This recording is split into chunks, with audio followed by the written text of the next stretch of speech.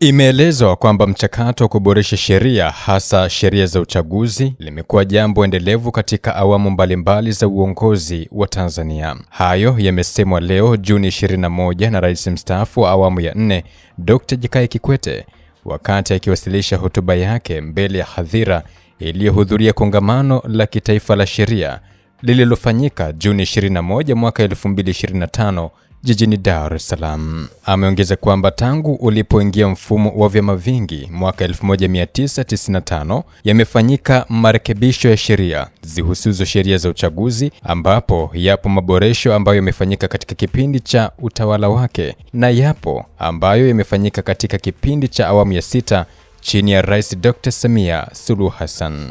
Ameeleza kuwa maboresho yaliyofanywa yalikuwa yanatoa ufumbuzi kwa changamoto maalum zilizokuwepo wakati huo, lakini maboresho mengine yalijenga kufanya mambo yawe bora zaidi. Ametolea mfano sheria ya uchaguzi wa rais, wa bunge na madiwani ya mwaka 2024 kwa imefanywa marekebisho katika eneo la masharti kuhusu uteuzi wa wasimamizi wa uchaguzi. Kauli mbiu ni demokrasia kwa vitendo, sheria, uwajibikaji na uchaguzi mkuu wa mwaka 2025.